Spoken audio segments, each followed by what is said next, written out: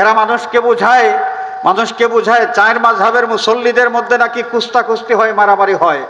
হাজার হাজার বছর থেকে সেই কাবা শরীফের চত্বরে চার মাযহাবের মুসলমানেরা নামাজ আদায় করলেন। কই ইতিহাসের মধ্যে কোনোদিন তো পাওয়া যায় না যে হানাফি মাযহাবের মুসল্লি এবং মালিকি মাযহাবের মুসল্লিদের মধ্যে মারামারি হয়েছে, রক্তারক্তি হয়েছে, কোনোদিন হয় নাই। মাযহাব মুসলমানদেরকে বিচ্ছিন্ন করে নাই, বরং মাযহাব কোরআন হাদিস অনুযায়ী সুশৃঙ্খলভাবে মুসলমান তাদের দিনদারি পরিচালনার সেই পথ সহজ করে দিয়েছে, সেই পথটা সহজ করে দিয়েছে। আর যারা মাযহাবের বিরোধিতা করে এরা মুসলমানদের ঐক্যের ফাটল ধরানোর জন্য 20 রাকাত তারাবির জায়গায় 8 রাকাত তারাবির নামাজ নিয়ে এসেছে। এখন মসজিদের মধ্যে মুসল্লিতে কুস্তাকুস্তি হয়। আল্লাহর দুশমন, নবীর দুশমন অমুসলিম গোষ্ঠী যারা তাদের ষড়যন্ত্রের শিকার হয়ে বিশ্বের বিভিন্ন স্থানে মজলুম অবস্থায় আছেন, দুনিয়ার ইসলাম দ্রোহী যারা সবাই ওত পেতে বসে আছে, কোনো সুযোগ যদি পায়, কোনো সুযোগ পাইলেই মুসলমানদেরকে কিভাবে দাবিয়ে রাখা যায়। এখন কোরআনে কারীম এই অনুসরণ করে আমরা চলবো। এই চলতে গেলেই দেখা যায় এই ধরনের কঠিন কঠিন কিছু বিষয় আছে, যে কঠিন বিষয়গুলো এর সমাধান কি সহজ পাঠক যারা এরা সহজে উদ্ঘাটন করতে পারেন না। এই জন্যে বিশেষজ্ঞ একদল মানুষের দরকার, যারা কোরআন হাদিস খুব ভালো করে বুঝেন, তারাই এর সঠিক মর্মটা উদ্ঘাটন করে আমাদের সামনে সহজ করে তুলে ধরবেন। যারা এই কাজটা করার তৌফিক আল্লাহ পাক যাদেরকে দিয়েছেন, এরাই হচ্ছেন মুস্তাহিদ, এরাই হচ্ছেন মাযহাবের ইমাম। أما بعد فقد قال الله تعالى في كلامه القديم والفرقان الحميد: أعوذ بالله من الشيطان الرجيم.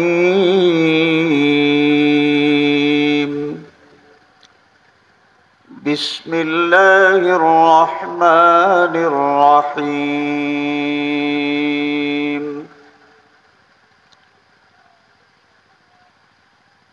فلولا نفر من كل فرقة طائفة منهم ليتفقهوا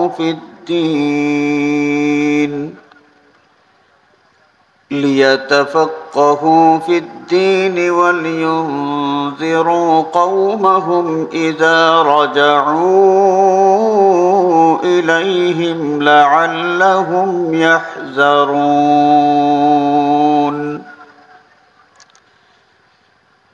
وفي مقام آخر قال الله عز وجل: فاسألوا أهل الذكر إن كنتم لا تعلمون.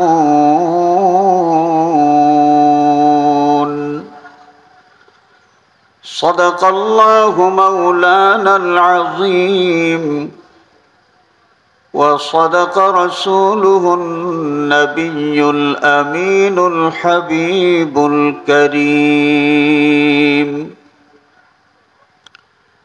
وقال الله عز وجل في شان حبيبه مخبرا وآمرا: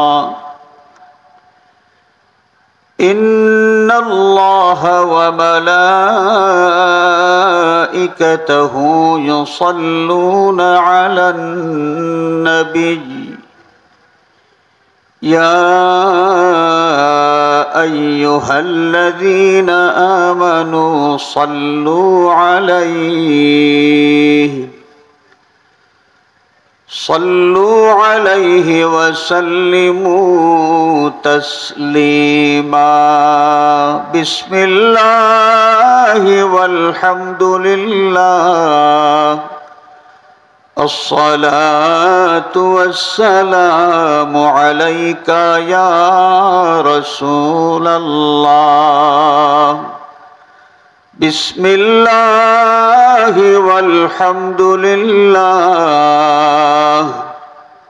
الصلاة والسلام عليك يا رسول الله صلى الله على محمد صلى الله عليه صلى الله على محمد صلى الله عليه فاق النبيين في خلق وفي خلق ولم يدانوه في علم ولا كرم صلى الله على محمد صلى الله عليه صلى الله على محمد صلى الله عليه هو الحبيب الذي ترجى شفاعته لكل هول من الأهوال مقتحم صلى الله على محمد صلى الله عليه صلى الله على محمد صلى الله عليه سبحانك لا علم لنا إلا ما علمتنا إنك أنت العليم الحكيم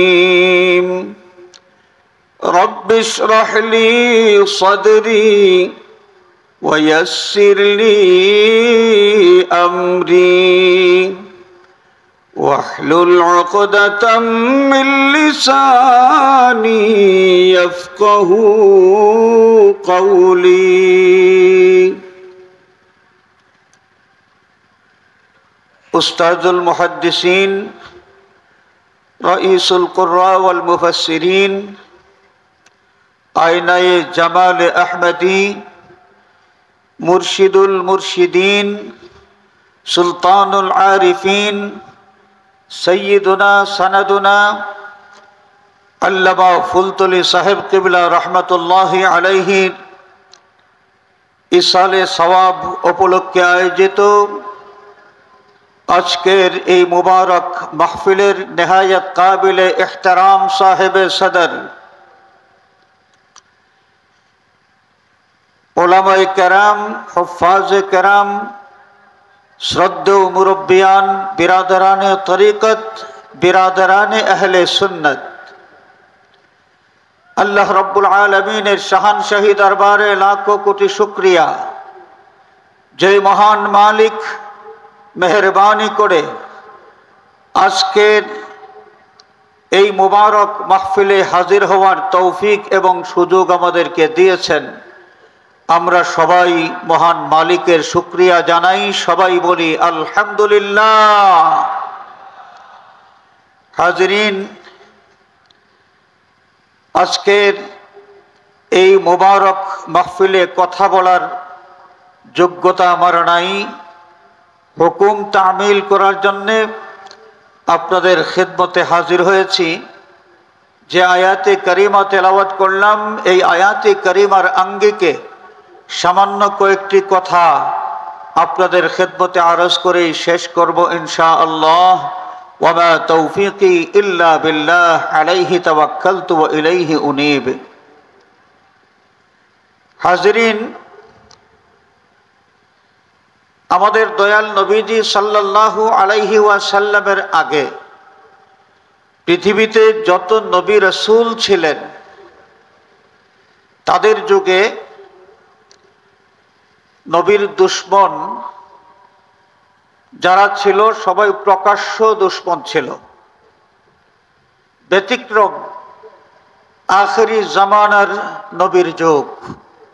আল্লাহ সুবহানাহু ওয়া তাআলা আখিরি জামানার নবীর যুগে এই নবীর এক শ্রেণীর দুশমনের অস্তিত্ব দিলেন, যারা প্রকাশ্য দুশমন নয়, যারা মুসলিম মিল্লাতের ভিতরে প্রবেশ করে মুসলিম মিল্লাতকে বিভ্রান্ত করার জন্যে প্রাণান্তকর চেষ্টা করেছে এবং তাদের সেই প্রচেষ্টা এখনো অব্যাহত আছে।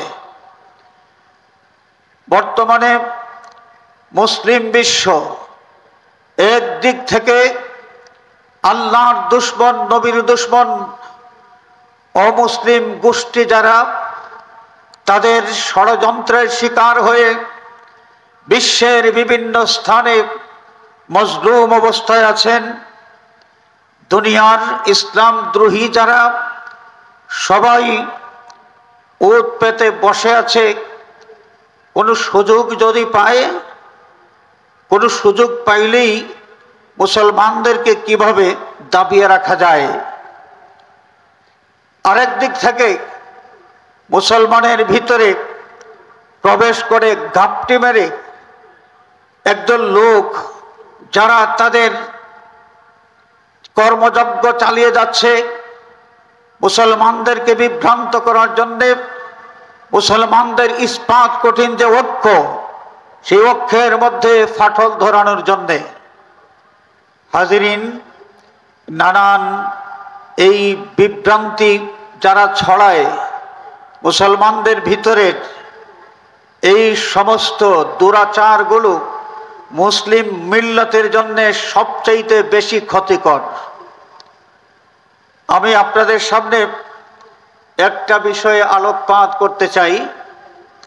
তার আগে আমি আপনাদের খেদমতে আরজ করি, আমাদের দয়াল নবীজি সাল্লাল্লাহু আলাইহি ওয়াসাল্লাম এই দুনিয়ার জীবন থেকে বিদায় নেওয়ার আগে উম্মতের উদ্দেশ্যে তার যে মহান বাণী শুনিয়েছেন যে ইন্নী তারাকতু ফীকুম আমরাইনি লান তাদিল্লু বাদি মা ইন তামাসসাকতুম বিহিমা কিতাবাল্লাহি ওয়াস সুন্নতি আও কামা ক্বালা আলাইহিস সালাতু ওয়াস সালাম।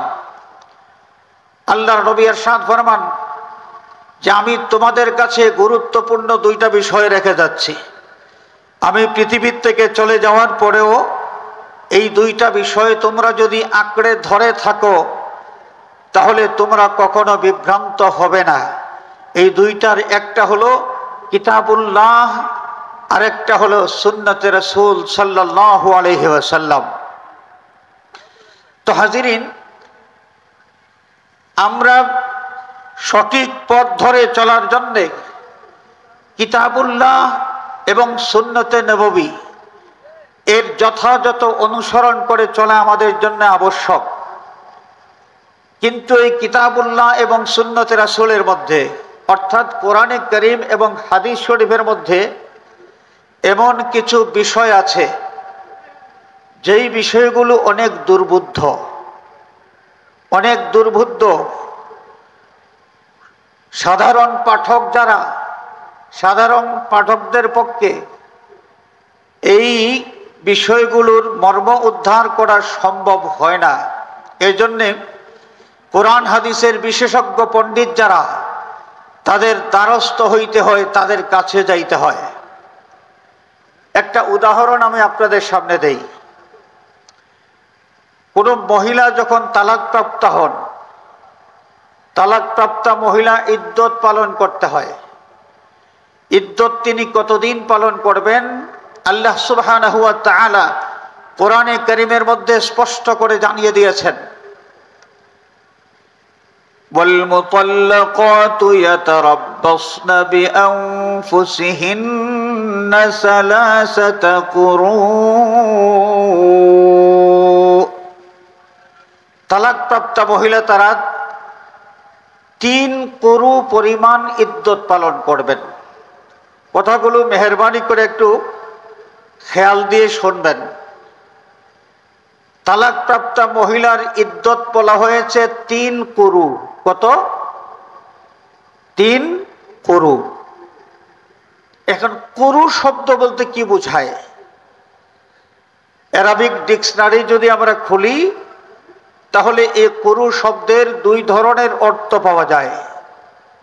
এর একটা অর্থ হলো প্রত্যেকটা মহিলার প্রতি মাসের পিরিয়ডের যে দিনগুলো আছে, 3 মাসের 3 পিরিয়ডের দিন, এগুলো হলো 3 কুরু।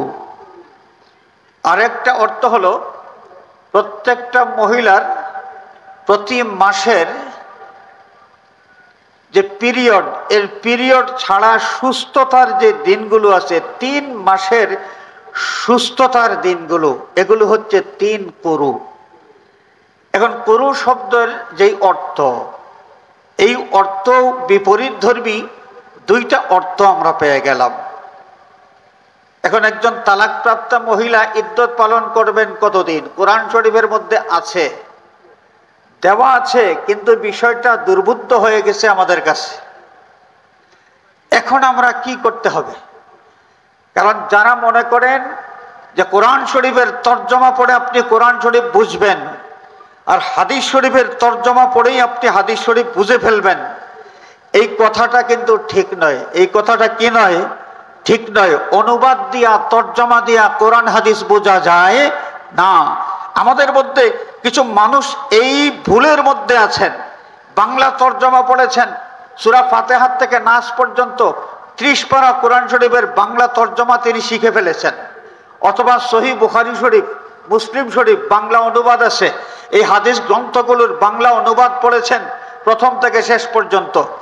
এই অনুবাদ জানার পরে অনেক মানুষ মনে করেন তিনি পণ্ডিত হয়ে গেছেন, কোরআন শরীফের পণ্ডিত হয়ে গেছেন, বুখারী শরীফের পণ্ডিত হয়ে গেছেন। অনুবাদ জানলে আর তর্জমা জানলে কোরআন হাদিস সঠিকভাবে বোঝা যায় না। যদি বোঝা যাইতো তাহলে আল্লাহ সুবহানাহু ওয়া তাআলা আরবি ভাষায় কোরআনে কারীম নাজিল করলেন, এবং আমাদের নবীজি সাল্লাল্লাহু আলাইহি ওয়াসাল্লাম এই কোরআনে কারীম তেলাওয়াত করে যাদেরকে প্রথম শুনাইলেন, এরা তো আরবি ভাষার মানুষ ছিলেন। তো আরবি ভাষার মানুষের কাছে আরবি ভাষার কোরআন শরীফ নাজিল হয়েছে। তো আল্লাহ রাব্বুল আলামিন তার হাবিব সাল্লাল্লাহু আলাইহি ওয়াসাল্লামকে এই জিম্মাদারি দেওয়ার দরকার তো ছিল না যে বন্ধু লিতুবাইয়িনা লিন-নাসি মা নুযিলা ইলাইহিম, আপনার প্রতি এই জিকির অর্থাৎ কোরআনে কারীম আমি নাজিল করেছি, আপনি যেন মানুষকে ব্যাখ্যা করে বুঝিয়ে দেন যে আমি আল্লাহ তাদের জন্য কি নাজিল করলাম। আরবি ভাষার মানুষের কাছে আরবি ভাষার কোরআন শরীফকে আল্লাহর নবী ব্যাখ্যা করে তাফসীর করে বুঝাইয়া দেওয়া, নবীর জন্য আল্লাহ রাব্বুল আলামিন এই বিষয়টা নির্ধারণ করে দিলেন। তাহলে কি বোঝা গেল? শুধু ভাষা জ্ঞান জানা থাকলেই কোরআন শরীফ সঠিকভাবে কোরআন শরীফের মর্ম বোঝা যায় না। তো এই যে 3 কুরু বলা হইল, তালাকপ্রাপ্ত মহিলা যার ইদ্যত পালন করবেন 3 কুরু, কতদিন, মেয়াদ কতদিন হবে? আমরা এই কুরুর শব্দ, এই শব্দ নিয়ে বিপাকে পড়ে গেছি। কোরআন শরীফের তর্জমা যারা পড়েন, তর্জমা পড়লে এই কুরু শব্দের তর্জমা কি আছে? 2 ধরনের তর্জমা।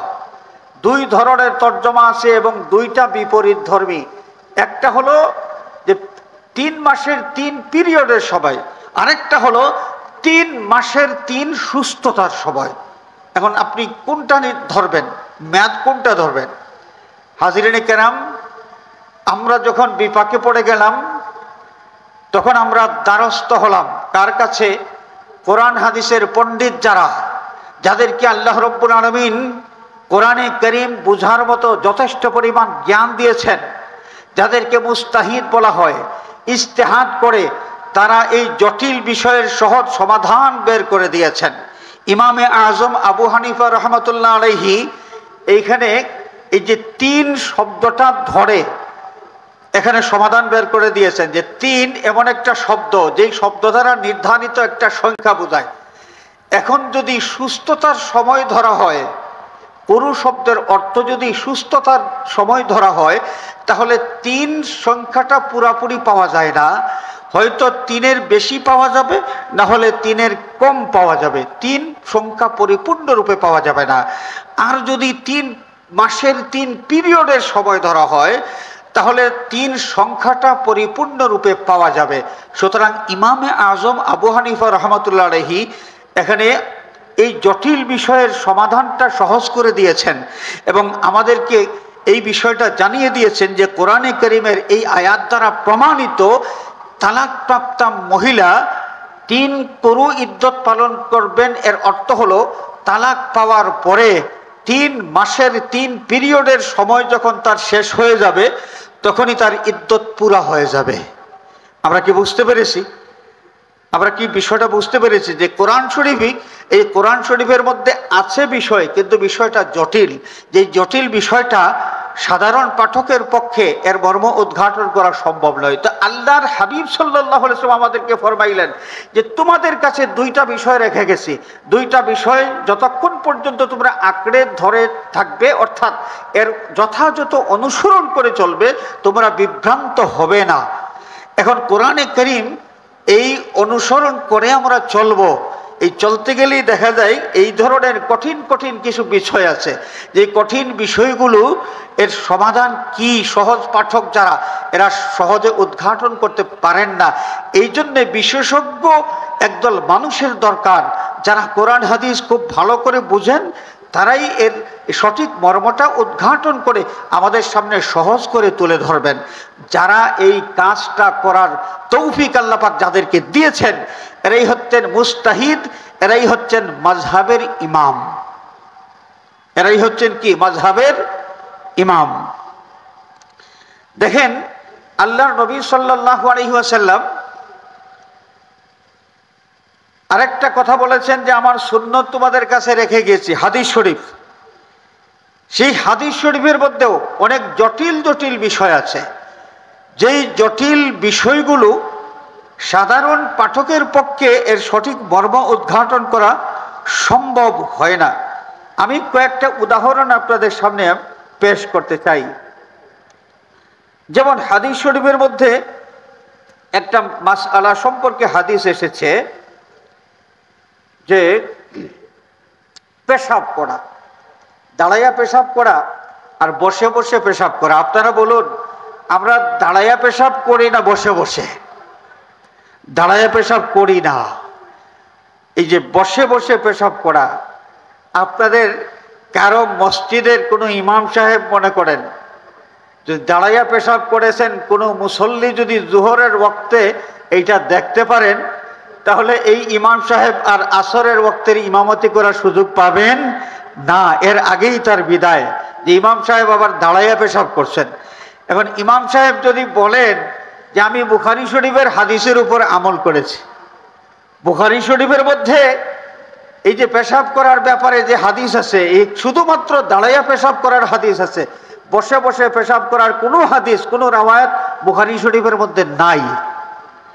ইমাম সাহেব যদি বলেন আমি বুখারী শরীফের হাদিসের উপর আমল করেছি, তাহলে আমরা কি বলবো বলেন? হাজিরিন, দেখেন একটা হাদিস বুখারী শরীফের রাওয়ায়াত عن حذيفة رضي الله تعالى عنه أن النبي صلى الله عليه وسلم أتى سباطة قوم فبال قائما। সৈয়দুনা হযরতে হুযায়ফা রাদিয়াল্লাহু তাআলা আনহু বর্ণনা করেন যে রাসূলুল্লাহ সাল্লাল্লাহু আলাইহি ওয়াসাল্লাম একদিন একটা কওমের ময়লা ফেলার যে জায়গা, ওই জায়গাতে তাশরীফ আনলেন এবং এখানেই দাঁড়াইয়া দাঁড়াইয়া আল্লাহর নবী পেশাব ফরমাইলেন। তো বুখারী শরীফের হাদিস দ্বারা প্রমাণ, আল্লাহর নবী যেখানে দাঁড়াইয়া পেশাব করেছেন। তো ইমাম সাহেব যদি বুখারী শরীফের এই হাদিস দিয়া দলিল দেন, তখন আপনি কি করবেন? বুখারী শরীফের হাদিস তো আছে। এরপরে দেখেন আরেকখানা হাদিস, আবু দাউদ শরীফ ছাড়া সুনানের যত কিতাব, সিহাসিত্তার যত কিতাব, সব কিতাবের মধ্যে এখানে হাদিস আম্মাজান হযরতে আয়েশা সিদ্দিকা রাদিয়াল্লাহু তাআলার হাত থেকে বর্ণিত হয়েছে। সেখানে তিনি বলছেন, আম্মাজান আয়েশা সিদ্দিকা রাদিয়াল্লাহু তাআলা আনহা তিনি বর্ণনা করেন, মান হাদ্দাসাকুম আন্না রাসূলুল্লাহ সাল্লাল্লাহু আলাইহি ওয়াসাল্লাম বালা কাইমান ফালা তুসাদ্দিকুহু মা কানা ইয়াবুলু ইল্লা জালিসান। তিনি বলছেন যে কোনো ব্যক্তি যদি তোমাদেরকে বলে যে নবীজি সাল্লাল্লাহু আলাইহি ওয়াসাল্লাম দাঁড়াইয়া পেশাব করেছেন, তাহলে তোমরা এটা সত্য হিসাবে মেনে নেবে না। এই লোকটার কথা সত্য বলে তোমরা মেনে নিবে না। মা কানা ইয়াবুলু ইল্লা জালিসান। আল্লাহর নবী সাল্লাল্লাহু আলাইহি ওয়াসাল্লামের সারা জীবনের অভ্যাস ছিল, দস্তুর মুবারক ছিল, নবীজি বসে বসে পেশাব ফরমাইতেন। সুবহানাল্লাহ বলেন। তো ওইটাও হাদিস, এটাও হাদিস। এক হাদিস প্রমাণ করে যে আল্লাহর নবী দাঁড়াইয়া পেশাব করেছেন, আর আরেক হাদিস শরীফ থেকে প্রমাণ পাওয়া যায় আল্লাহর হাবিবের জীবনের দস্তুর মোবারক ছিল, তিনি বসে বসে পেশাব ফরমাইতেন।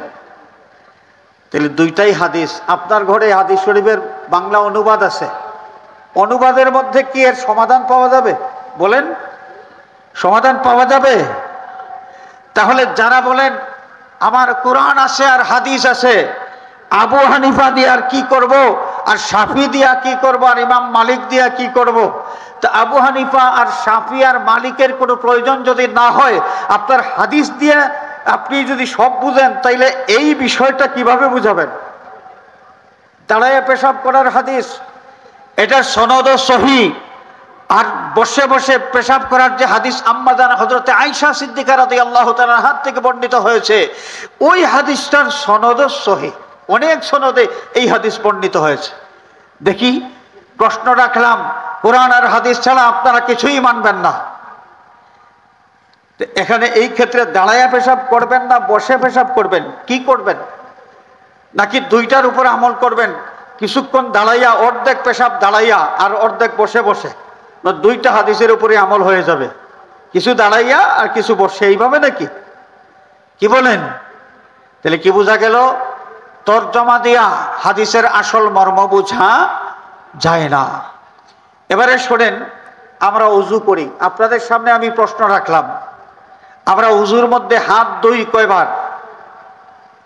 জোরে বলেন। মুখ ধুই কয়বার? নাকে পানি 3 বার। আমরা যে উযুর মধ্যে 3 বার করে এই কাজগুলো করি,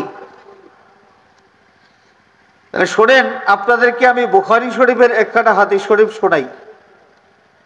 বুখারী শরীফের হাদিস, সেই হাদিস শরীফের মধ্যে কি এসেছে? عن ابن عباس رضي الله تعالى عنهما قال توضأ النبي صلى الله عليه وسلم مرة সৈয়দুনা হযরত আব্দুল্লাহ বিন আব্বাস রাদিয়াল্লাহু তাআলা আনহুমা থেকে বর্ণিত, তিনি বলছেন যে রাসূলুল্লাহ সাল্লাল্লাহু আলাইহি ওয়াসাল্লাম উযুর মধ্যে সবগুলো কাজ একবার করে করতেন। কয়বার? একবার।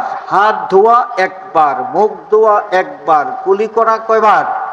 একবার। সব কাজ একবার একবার করে করতেন। বুখারী শরীফের হাদিস।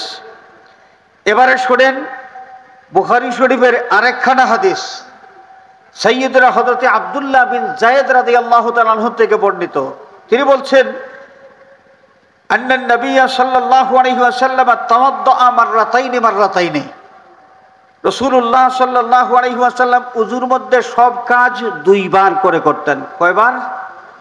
দুইবার। আমি প্রথমেই আপনাদেরকে বলেছি যে আমরা উযুর মধ্যে এই হাত ধোয়া, মুখ ধোয়া, নাকে পানি, কুলি করা এগুলো কয়বার করে করি? তিনবার। বুখারী শরীফের দুইটা রওয়ায়াত আপনাদেরকে শোনাইলাম। একটা রওয়ায়াত থেকে প্রমাণ পাওয়া গেল রাসূলুল্লাহ সাল্লাল্লাহু আলাইহি ওয়াসাল্লাম উযুর মধ্যে সবগুলো কাজ একবার করে করতেন। আরেকটা রওয়ায়াতের মধ্যে পাইলাম যে আল্লাহর নবী কি করতেন? উযুর মধ্যে সবগুলো কাজ দুইবার করে করতেন। এবারে শোনেন, আমরা যে তিনবার করে করি এটা পাইলাম কোত্থেকে? মুসলিম শরীফের মধ্যে এখানে রওয়ায়াত, সাইয়্যিদনা হযরতে উসমানে গনি রাদিয়াল্লাহু তাআলা আনহু একদিন বাজারের পাশে তৎকালীন যুগে কিছু খালি জায়গা থাকতো। কোনো মানুষ কারো জন্য অপেক্ষা করতে হলে বা কোনো প্রয়োজনে বিশ্রাম নিতে হলে ওই খালি জায়গায় এখানে অবস্থান করতেন। তো সাইয়্যিদনা হযরতে উসমানে গনি রাদিয়াল্লাহু তাআলা আনহু ওই খালি জায়গায় অবস্থান করতেছেন, তার সাথে আরো অনেক সাহাবী তাবিঈন ছিলেন, অনেক লোক। নামাজের সময় হয়েছে, তিনি বললেন পানি আনো, ওযু করব। তিনি যখন ওযু করবেন তখন উপস্থিত সকলকে বললেন যে রাসূলুল্লাহ সাল্লাল্লাহু আলাইহি ওয়াসাল্লাম মুসলমানদের এই লক্ষ লক্ষ টুকরা হয়ে বিচ্ছিন্নতা, সেই বিচ্ছিন্নতা থেকে আল্লাহ রাব্বুল আলামিন হেফাজত করেছেন চার মাযহাবের মাধ্যমে। হাজিরিনে কেরাম, এরা মানুষকে বোঝায় চার মাযহাবের মুসল্লিদের মধ্যে নাকি কুস্তাকুস্তি হয়, মারামারি হয়। হাজার হাজার বছর থেকে সেই কাবা শরীফের চত্বরে চার মাযহাবের মুসলমানেরা নামাজ আদায় করলেন। কই ইতিহাসের মধ্যে কোনোদিন তো পাওয়া যায় না যে হানাফি মাযহাবের মুসল্লি এবং মালিকি মাযহাবের মুসল্লিদের মধ্যে মারামারি হয়েছে, রক্তারক্তি হয়েছে, কোনোদিন হয় নাই। মাযহাব মুসলমানদেরকে বিচ্ছিন্ন করে নাই, বরং মাযহাব কোরআন হাদিস অনুযায়ী সুশৃঙ্খলভাবে মুসলমান তাদের দ্বীনদারি পরিচালনার সেই পথ সহজ করে দিয়েছে, সেই পথটা সহজ করে দিয়েছে। আর যারা মাযহাবের বিরোধিতা করে, এরা মুসলমানদের ঐক্যের ফাটল ধরানোর জন্য 20 রাকাত তারাবির জায়গায় 8 রাকাত তারাবির নামাজ নিয়ে এসেছে। এখন মসজিদের মধ্যে মুসল্লিতে কুস্তাকুস্তি হয়। 8 রাকাত তারাবি হবে না 20 রাকাত তারাবি হবে, এই নিয়ে কুস্তাকুস্তি হয়। এই ফিতনাটা আমাদের বাংলাদেশে আসার আগে আপনারা বলুন, কোন মসজিদে তারাবির নামাজ কয় রাকাত পড়বো এই নিয়ে মুসলমানদের মধ্যে কোনো দ্বন্দ্ব ছিল কোনোদিন দ্বন্দ্ব? আজকে যারা এই নতুন ফতোয়াবাদী শুরু করার মাধ্যমে মুসলমানদের মধ্যে এই অনৈক্য তৈরি করতে যাচ্ছে, যারা মুসলমানদেরকে টুকরা টুকরা করতেছে, নতুন মসজিদ, আবার দরকার ছাড়া নতুন মসজিদ তারা নিজেরা প্রতিষ্ঠা করতেছে, নতুন মসজিদ প্রতিষ্ঠা করতেছে, মুসলমানদেরকে দ্বিধা বিভক্ত করতেছে। এরা এই মুসলিম বিদ্বেষীদের সূক্ষ্ম চক্রান্ত বাস্তবায়ন করার জন্য ময়দানে তারা তৎপর হয়ে আছে। এদেরকে চিনতে হবে, এদেরকে জানতে হবে, এদেরকে বুঝতে হবে। আমাদের সমাজে কত ধরনের অপসংস্কৃতির সয়লাব, আমাদের সমাজে মুসলমানদের মধ্যে দ্বীনদারির কত অভাব, মুসলমানদের মধ্যে সুদের ছড়াছড়ি, এইগুলোর বিরুদ্ধে কোনো ফতোয়া নাই। মুসলমান হয়ে বিজাতীয় সংস্কৃতি ধারণ করে তারা এটাকে সামাজিক রেওয়াজে পরিণত করেছে, এর বিরুদ্ধে কোনো ফতোয়া নাই। ফতোয়া তারাবির নামাজ 20 রাকাত নয় 8 রাকাত হবে। এই ক্ষেত্রে আজকে ফতোয়া দেওয়া হচ্ছে যে শবে বরাত বলতে কিছুই নাই। আজকে ফতোয়া দেওয়া হচ্ছে যে শবে মেরাজের রোজা রাখা নাকি বেদাত, এই রোজা কেউ রাখলে তারা গুনাহগার হয়ে যাবে। চিৎকার করে বলেন নাউজুবিল্লাহ। এই যে যারা মাযহাবের বিরোধিতা করে, আমাদের দেশের লামাযহাবী যারা আছে, এই লামাযহাবীরা এই ফতোয়াটা দেদারসে দিচ্ছেন তারা, যে শবে মেরাজের রোজা রাখলে নাকি মানুষের গুনাহ হবে, কবিরা গুনাহ হবে, বেদাত করার জন্য। আমি আপনাদের খেদমতে আরজ করতে চাই, বৎসরে কতদিন রোজা রাখা নিষেধ, বৎসরে কয়দিন রোজা রাখলে মানুষ গুনাহগার হবে, ইসলামী শরীয়ত স্পষ্টভাবে সেটা এই সিদ্ধান্তটা মুসলমানদেরকে দিয়ে দিয়েছে। বৎসরে 5 দিন রোজা রাখা হারাম। কয়দিন রোজা রাখা হারাম? 5 দিন। 2 ঈদের 2 দিন আর কোরবানির ঈদের পরের 3 দিন, এই মোট কয়দিন হলো? 5 দিন। ইসলামী শরীয়ত বলে দিয়েছে এই যে এই 5 দিন রোজা রাখলে কোনো ব্যক্তি গুনাহগার হবে। এখন যদি কেউ বলে শবে মেরাজের রোজা রাখা এটা বেদাত, কেউ রজব মাসের 27 তারিখে রোজা রাখলে গুনাহগার হয়ে যাবে, এই ভয় দেখাইয়া মানুষকে এই রোজার মতো গুরুত্বপূর্ণ নফল ইবাদত থেকে বঞ্চিত রাখে, এরা এই অধিকার পাইল কোথা থেকে? এই অধিকার তাদেরকে কে দিয়েছে? শরীয়ত যেখানে সিদ্ধান্ত দিয়েছে বৎসরের কয়দিন রোজা রাখা হারাম, এই 5 দিনের মধ্যে রজব মাসের 27 তারিখ তো নাই। এরা যে আজকে রজব মাসের 27 তারিখ মানে শবে মেরাজের রোজা, ওইটা রাখলে যে মানুষ গুনাহগার হবে, শরীয়তের হুকুম আহকাম তাদের ইচ্ছা মতো কি চলে? এইভাবে খেল তামাশা তারা করতে পারে না মাযহাব থাকার কারণে। এই জন্যই মাযহাব তারা দেখতে পারে না। তারা চেয়েছিল নিজেদের মন মতো করে, নিজেদের মন গড়াভাবে কোরআন হাদিসের ব্যাখ্যা করে নতুন নতুন নতুন নতুন সেই মতবাদ মুসলমানদের সামনে নিয়ে হাজির হবে এবং মুসলমানদেরকে দ্বিধা বিভক্ত করবে। তাদের এই নীল নকশা বাস্তবায়নের প্রধান বাধা হচ্ছে 4 মাযহাব। এই কারণে তারা মাযহাবের বিরুদ্ধে উঠে পড়ে লেগেছে। হাজিরিনে কেরাম, আমি আপনাদের সামনে যে আয়াতে কারিমা তেলাওয়াত করেছি, আল্লাহ সুবহানাহু ওয়া তাআলা ইরশাদ ফরমান, ফালাউলা নাফারা মিন কুল্লি ফিরকাতিন মিনহুম তাইফাতুল লিয়াতাফাক্কাহু ফিদ-দীন ওয়ালিয়ুনযিরু কওমাহুম ইযা রাজাউ ইলাইহিম লাআল্লাহুম ইয়াহযারুন। মুসলমানদের মধ্যে প্রত্যেকটা গোত্র থেকে কিছু সংখ্যক লোক কেন যায় না দ্বীনের পাণ্ডিত্য অর্জন করার জন্য? প্রত্যেকটা গোত্র থেকে কিছু লোক সফর করবে দ্বীনের পাণ্ডিত্য অর্জন করার জন্য, কোরআন হাদিসের গভীর জ্ঞান অর্জন করার জন্য। কোরআন হাদিসের গভীর জ্ঞান অর্জন করার পর তারা এলাকায় আসবে এবং যেই মানুষগুলো ব্যবসায়ের কাজের কারণে, ক্ষেত খামারের কাজের কারণে, সাংসারিক অন্যান্য ব্যস্ততার কারণে কোরআন হাদিসের পাণ্ডিত্য অর্জন করতে পারে নাই, ওই লোকগুলোকে কোরআন হাদিসের সেই কথাগুলো শোনাবে, ওই কথাগুলো শোনাবে আর এরা তাদের কথা মতো আমল করবে, তাদের কথা মতো আমল করবে।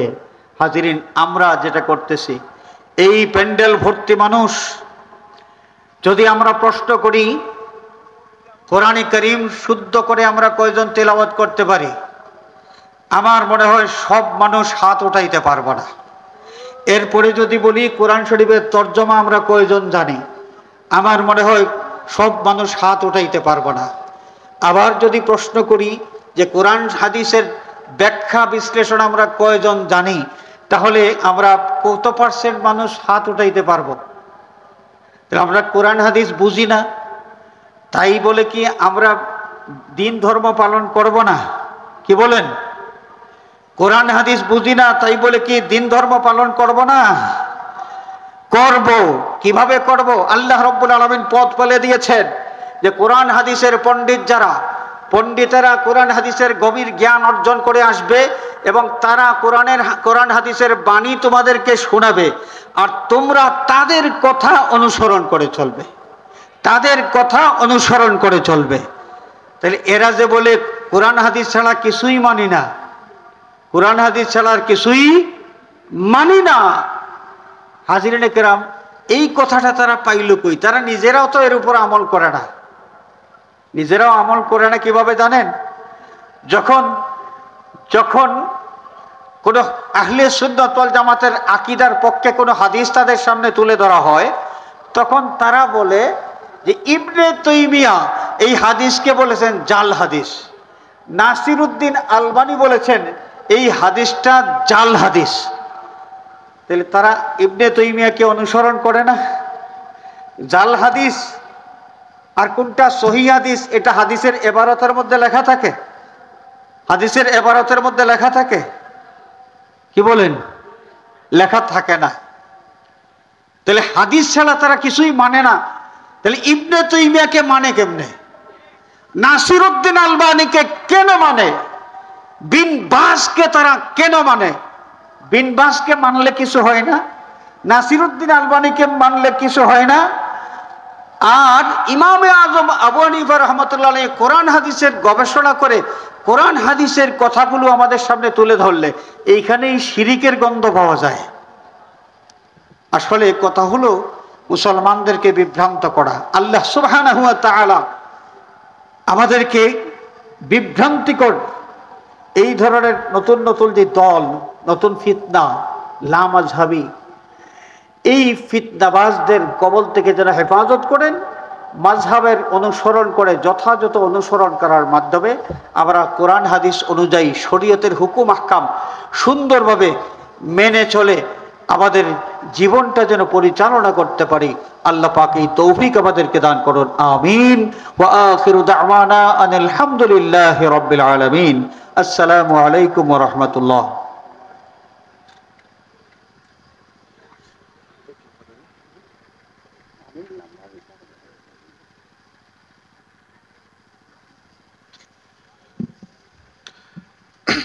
অসংখ্য মুবারকবাদ জানাচ্ছি হযরত মাওলানা আব্দুল মুনিম মঞ্জুর আলী হুজুরকে।